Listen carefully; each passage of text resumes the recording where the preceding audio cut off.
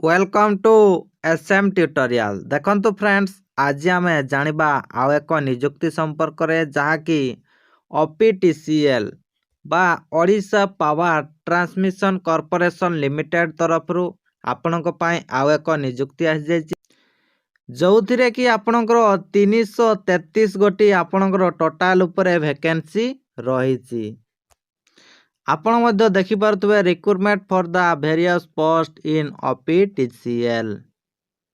देखंतु एथिरे आपणकर 4टी कैटेगरी रो वैकेंसी रहिछि। नंबर 1 रे देखंतु जूनियर मैनेजमेंट ट्रेनिंग इलेक्ट्रिकल पई आपणकर 70 गोटी टोटाल उपरे पोस्ट रहिछि। ता व्यतीत देखंतु 2 नंबर रे रहिछि ऑफिस असिस्टेंट ग्रेड 3 ट्रेनिंग पई आपणकर 53 गोटी आपणकर टोटाल उपरे वैकेंसी रहिछि। सेहीपरि देखंतु नंबर 3 रे स्टेनोग्राफर ग्रेड 3 ट्रेनिंग पई आपणकर 10 गोटी वैकेंसी रहिछि। ता व्यतीत देखंतु 4 नंबर रे रहिछि जूनियर मेंटेनेंस एंड ऑपरेटर पई आपणकर 200 गोटी देखंतु टोटाल उपरे वैकेंसी रहिछि।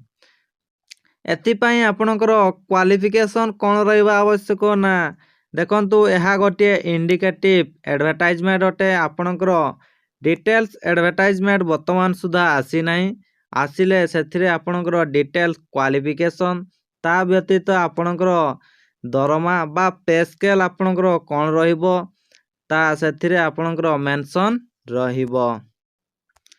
एवं देखंतु तार ऑफिशियल वेबसाइट रहिछि www.optcl.co.in।